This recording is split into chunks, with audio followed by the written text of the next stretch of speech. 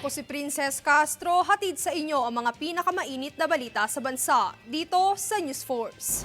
Sa ulo ng mga balita, dengue outbreak idineklara sa Quezon City.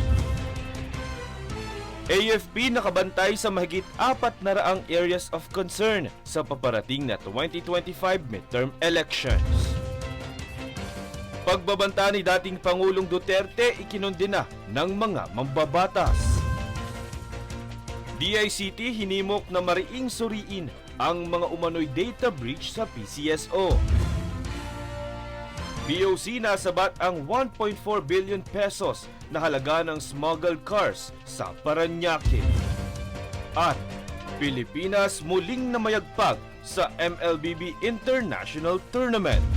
Patas at pantay na balita, komprehensibong ulat para sa pulso ng masa.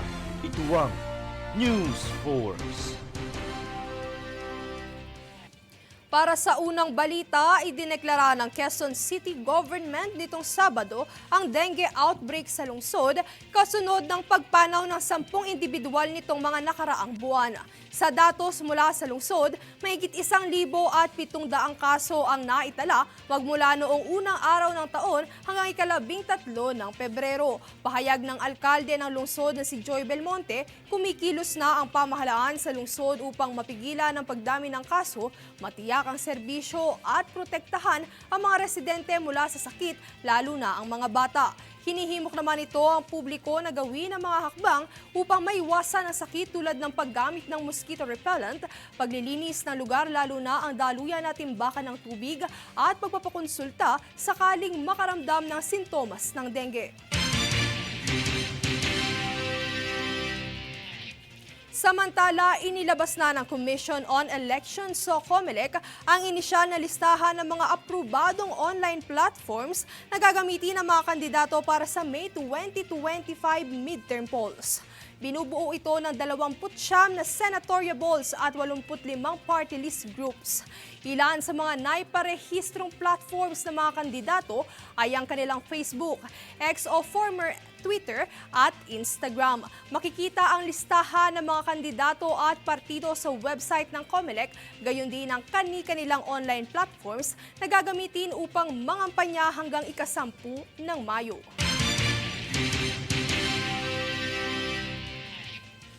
Kaugnay na balita, tiniyak ng Armed Forces of the Philippines ang pagpihigpit nito sa pagbabantay sa mga lugar na may mga natukoy o may posibleng tensyon kaugnay ng paparating na 2025 midterm elections.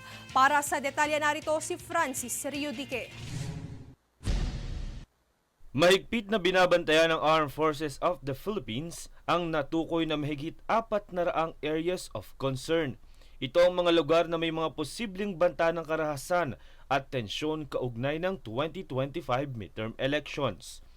118 ang mga lugar na nasa ilalim ng yellow category na tinukoy na may election-related ng karahasang naitala.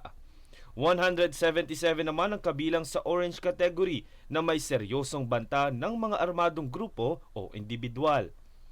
Habang 38 na lugar naman ang nasa red category na may seryosong banta ng karahasan at may naitala ng mga kaguluhan tuwing may eleksyon. Ayon kay AFP spokesperson Colonel Francel Margaret Padilla, ito ang naging basihan ng naging deployment ng mga militar. Aniya, tinatayang 18,000 ng mga AFP personnel ang idineploy para sa pagpapanatili ng kaayusan at kapayapaan sa eleksyon. Handa naman umano at nakalerto ang AFP sa posibleng banta ng mga armadong grupo. Francis Riudique, nag-uulat para sa Golden Nation Network. Patuloy naman ang pakikipagpunyagi ng otoridad na labanan ng online scams sa bansa kung saan itinuturo nitong dahilan ang SIM card registration sa paglobo ng kaso. Ito'y matapos ang pagkilala sa Pilipinas bilang hotspot ng cyber scams, partikular sa love scams at financial fraud. Ayon kay Presidential Anti-Organized Crime Commission o PAOK Executive Director Undersecretary Gilbert Cruz, lumalabas na sa Pilipinas umano ang pinanggalingan pinanggagalingan ng scamming base sa kanyang nakakausap na dayuhang law enforcement. Itinuturo nitong dahilan ng SIM Registration Act dahil sa maaaring paglusot ng scammer dito sa kadahilan ng maaari itong mag-register kahit pekeng detalye ang gamitin.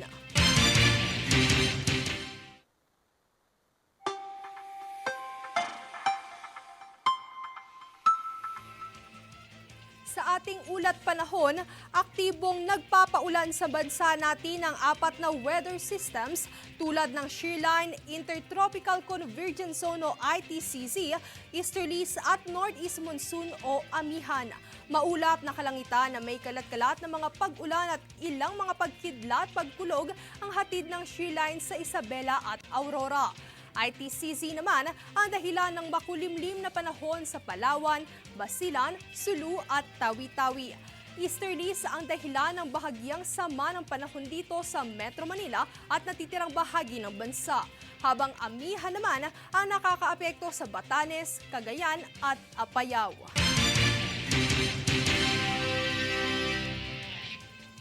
Susunod sa News Force. PAOK, layong maubos ang operasyon ng POGO bago matapos ang taong 2025. Ikalawang pagdinig ukol sa fake news isinagawa sa Kongreso. Pagbabanta ni dating Pangulong Duterte, ikinondena ng mga mambabatas. Manatiling nakatutok para sa higit pang mabalita sa pagbabalik ng News 4.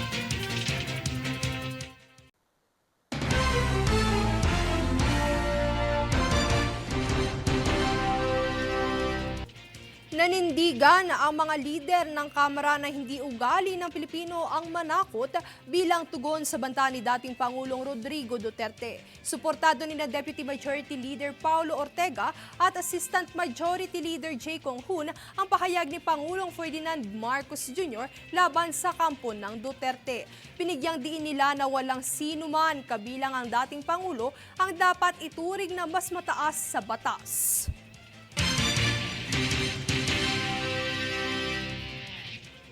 Samantala, inaasahang ituloy ang investigasyon ng Kamara sa paglaganap ng disinformasyon sa social media. Target ngayon ang mga influencer at vlogger ayon sa pinuno ng Committee on Public Order and Safety na si Representative Dan Fernandez. Yan ang balitang hatid ni Jade Buhoy. Isasagawa ng House TRICOM ang ikalawang pagdinig sa ika-18 ng Pebrero upang talakayin ang paglaganap ng fake news sa social media. Pinadalhan ng show cause orders ang ilang personalidad online, kabilang ang mga influencers, bloggers, matapos hindi dumalo sa unang pagdinig noong ika-4 ng Pebrero. Nagbabala rin ng TRICOM na maaaring humarap sa subpoenas at contempt charges ang mga hindi susunod sa utos. Pagbibigay diin pa ni Santa Rosa, Laguna Representative Dan Fernandez na layo ng investigasyon na panagutin ang mga nagkakalat ng maling impormasyon, hindi upang pigilan ang kalayaan sa pagpapahayag. Sa naunang pagdinig, dumalo ang mga opisyal mula AMLAC, BIR, DICT at PNP, pati na rin ang mga kinatawan ng TikTok, Google at Meta. Kabilang din sa mga imbitado ang mga legal at media expert upang magbigay ng pananaw sa posibleng regulasyon laban sa disinformasyon. Nais rin tukuyin ng TRICOM kung sapat ba ang kasalukuyang mga batas o kailangan ng mas mahigpit na hakbang para sugpuin ang maling impormasyon online. Dito nagpahayag rin sila na layunin ng pagdinig na makabuo ng mga panukala upang mapatatag ang digital governance sa bansa. Jade Buhoy, nag-uulat para sa Golden Nation Network. Smart TV at laptops na nagkakahalaga ng 2 bilyong piso ang target ipamahagi ng Department of Education o DepEd sa mga paaralan mula sa 16 na rehiyon sa bansa sa ikalawang semestre ng taon. Bunsod nito ay puspusan na ang ginagawang hakbang ng kagawaran upang maisakatuparan nito na isa rin sa mga adhikain ni Pangulong Ferdinand Marcos Jr. na isulong ang digitalisasyon sa sektor ng edukasyon. Ayon kay Education Secretary Sonny Angara, bahagi ito ng tagumpay ng early procurement activities na ipinangako ng Pangulo sa kanyang State of the Nation address noong nakaraang taon.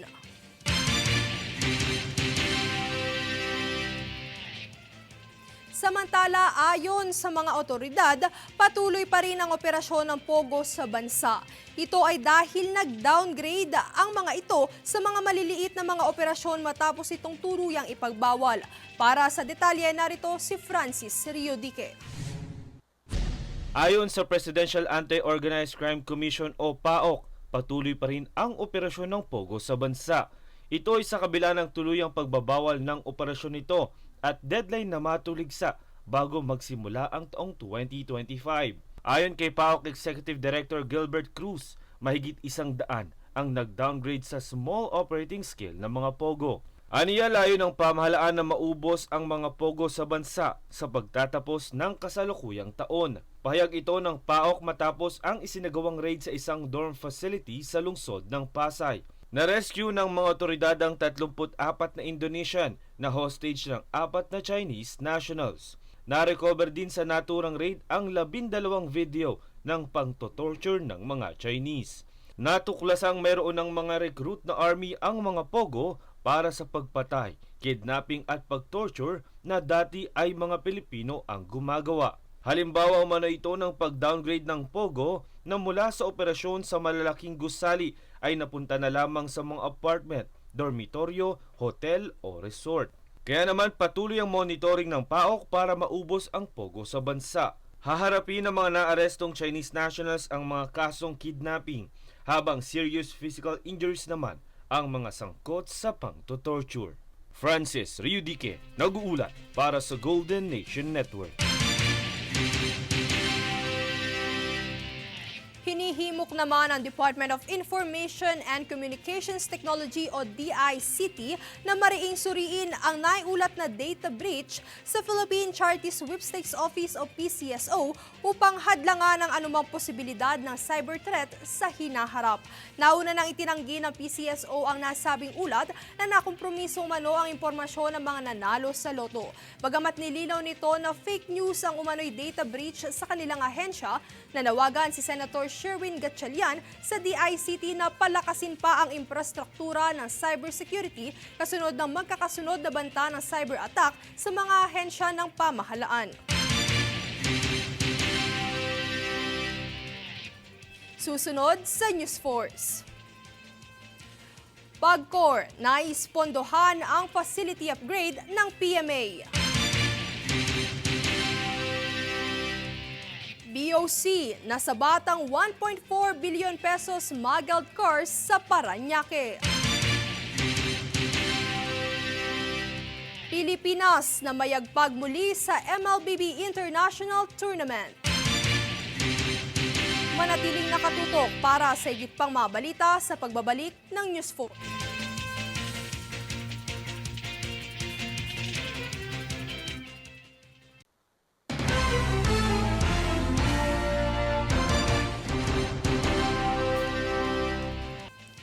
Bunsod ng mababang produksyon ng gatas sa Pilipinas, layo ng National Dairy Authority na mapataas ito sa taong 2028. Isa sa mga nakikitang solusyon dito ay ang pakikipagtulungan sa bansang France sa pamamagitan ng pamumuhunan sa mga pribadong sektor upang mapahusay ang lokal na industriya ng paggawa ng gatas sa bansa. Naritong ulat. Target makapag-produce ng National Dairy Authority o NDA ng 80 milyong litro ng gatas o katumbas ng 5% sa taong 2028. Sa kasalukuyan kasi, nasa 1.66% lamang ang milk sufficiency sa bansa. Ayon sa Department of Agriculture o DA, nananatiling mababa ang average na produksyon ng gatas sa bansa sa bawat baka sa 8 litro kada araw. Ilan sa mga nakikitang hadlang upang magkaroon ng mataas na produksyon ay ang hindi magandang feed at management practices, mataas na gasto sa produksyon at hindi sapat na infrastruktura ng paggawaan ng gatas. Dahil dito, isa sa mga nakikitang solusyon ng NDA ay ang pakikipagtulungan sa mga internasyonal na pamumuhunan sa pribadong sektor upang mapabuti ang lokal na industriya ng paggawaan ng gatas sa bansa.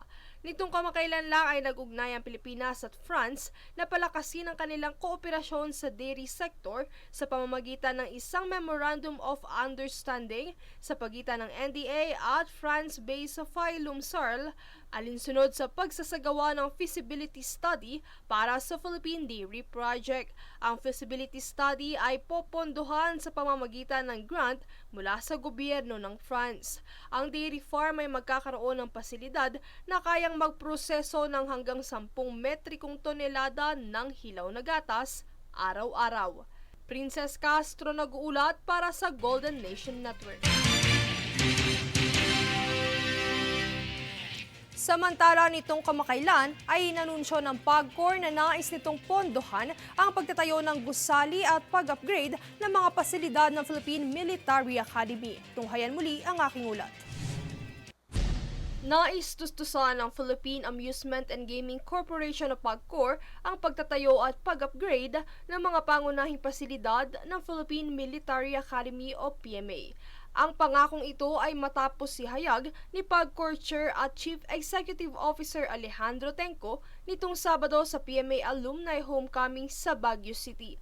Sakaling ito ay may sa pinal, sasaklawin ng pangako ang pagtatayo ng bagong Candidate Control Liaison Office, isang bagong modern warfare laboratory at mas maraming pasilidad para sa PMA Sports Complex at iba pa. Isa sa mga naghimok sa PAGCOR na pondohan ng naturang pasilidad ay dahil sa napag-alaman nila na nangangailangan na ng agarang renovasyon ang mga gusali at pasilidad. Bukod sa mga nabanggit, pinangako rin ni Tenco na tutustusan ang pagtatayo ng isang martial arts studio at isang Olympic-size heated swimming pool alinsunod sa pag-upgrade ng PMA Sports Complex. Lubos naman ang pagkatuwa ng PMA sa inisyatibong pakikipagtulungan ng PAGCOR. Princess Castro nag-uulat para sa Golden Nation Network. Nadiskubre naman ng Bureau of Customs ang 1.4 bilyong halaga ng Ferrari, Lamborghini at iba pang luxury cars na hinihinalang ipinuslit sa bansa. Ang balita tunghayan kay Jade Buhoy. Nasabat ng Bureau of Customs o BOC ang tinatayang 1.4 billion pesos na mga imported na luxury vehicles sa mga warehouse sa Pasay at Parañaque. Kabilang sa mga natuklasang sasakyan ay Ferrari, Lamborghini, Maybach, Maserati, Rolls-Royce at iba pang mga mamahaling modelo. Kinilala naman ng BOC ang mga kumpanyang sangkot bilang AC Che Gong Miao sa Pasay at Top Car Specialist and Trading Corporation sa Parañaque. Ayon naman kay BOC Commissioner Bienvenido Rubio, layunin ng operasyon na tugisin ang mga smuggler at tiyaking makokolekta ang tamang buwis para sa pamahalaan. Pahayag pa ni CIIS Director Vern Enciso na agad nilang isinagawa ang operasyon matapos makatanggap ng tip mula sa mga impormante ukol sa mga smuggled na sasakyan. Matapos nito, isinara at tinatakan ang warehouse at binigyan ng 15 araw ang mga may-ari upang magpakita ng kaukulang dokumento sa pag-aangkat at pagbabayad ng buwis. Kapag napatunayang namang walang sapat na papeles, mahaharap sa kasong paglabag sa Custom Modernization and Tariff Act ang mga responsable. Tiniyak rin ng BOC na magpapatuloy ang kanilang laban kontra smuggling alinsunod sa kampanyang Bagong Pilipinas ni Pangulong Ferdinand Marcos Jr. Jade Buhoy, nag-uulat para sa Golden Nation Network.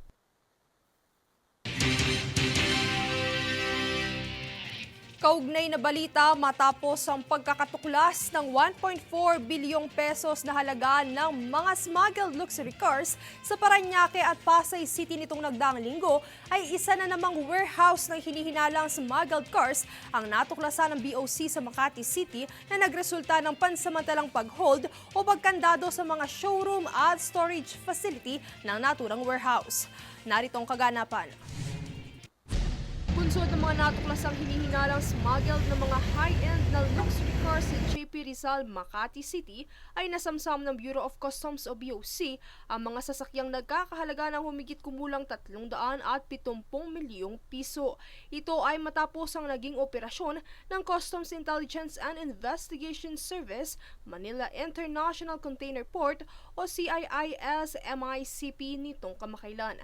Ilan sa mga tatak ng mga sasakyan ay ang Ferrari, Porsche at McLaren. Dahil dito pansamantalang ikinandado ng customs ang showroom at storage facility upang maisagawa ng maayos ang inventaryo. Meron po tayong constructive custody of the area po. And we will allow them po to stay here pero wala pong gagalawin na mga sasakyan. Naka-underguard naman po. Kasama nga po natin dito yung Philippine Coast Guard na nag-operate. Joint operations po natin ng Philippine Coast Guard Task Force. Bukod dito ay kasalukuyan pang iniimbestigahan kung saang port nakapasok itong mga sasakyan. Batay sa inisyal na investigasyon, sinabi ni CIIS-MICP Chief Alvin Enciso na kanilang nakita sa mga dokumento na karamihan sa mga may-ari ng sasakyan ay mga foreigner kung saan inaalam pa kung ang mga ito ay may kinalaman sa POGO operation sa bansa. Binigyan naman ng 15 araw na palugit ng customs sa mga ito upang makumpleto ang mga kaukulang dokumentong magpapatunay ng pagiging lehitimo. After 15 days, kung hindi sila makakapag-provide ng dokumento, i-recommend po kagad natin ma-issuean ng warrant of seizure and detention o WSD. At pag ito ay nasis na ng gobyerno, atake na po namin ito, dadalhin na sa Bureau of Customs.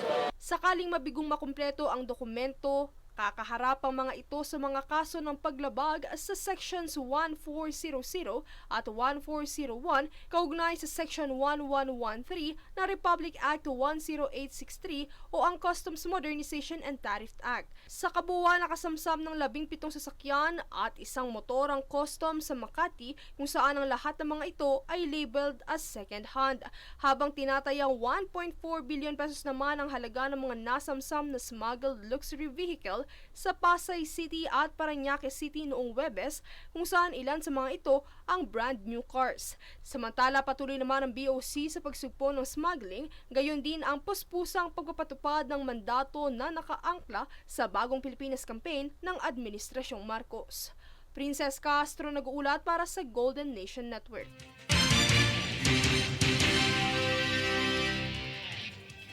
Samantala, ipinagtibay ng gobyerno ng Indonesia ang kolaborasyon at kooperasyon nito sa National Commission on Muslim Filipinos o NCMF para sa mga programang handog sa komunidad ng Muslim sa Pilipinas. Kabilang dito ang Madrasa Scholarship at Master of Arts o Doctor of Philosophy sa Universitas Islam International Indonesia. Bukod sa edukasyon, ay layon din ng dalawang panig na palawigin ng kooperasyon sa pag-oorganisa ng taunang Hajj of Pilgrimage sa Makkah, Saudi Arabia, pagpapalitan ng mga pinakamahusay na kasanayan sa pamamahala sa mga Muslim na pinagkaitan ng kalayaan dahil sa mga prinsipyo ng Islam at mga pandaigdigang pamantayan.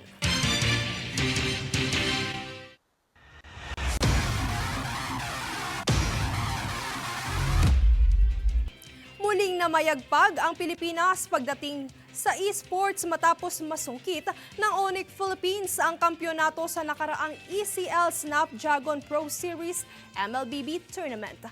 Dinomina ng Super Fam Onyx PH ang Best of 7 Grand Finals laban sa Onyx Indonesia sa score na 4-0.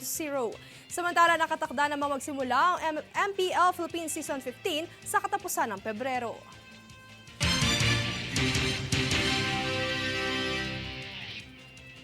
At narito ang recap ng mga nagbabagang balita ngayon. Sa ulo ng mga balita, dengue outbreak idineklara sa Quezon City. AFP nakabantay sa mahigit 400 areas of concern sa paparating na 2025 midterm elections. Pagbabanta ni dating Pangulong Duterte ikinundina ng mga mambabatas. DICT hinimok na mariing suriin ang mga umano'y data breach sa PCSO.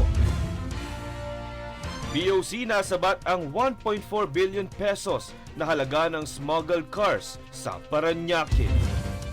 At Pilipinas muling namayagpag sa MLBB International Tournament. Patas at pantay na balita, komprehensibong ulat para sa pulso ng masa. Ito ang News Force. At yan ang pinakamainit na mga balita ngayong araw. Manatiling nakatutok sa aming mga ulat at update sa aming Facebook page, facebook.com/Golden Nation Network. Ako si Princess Castro at ito ang News Force.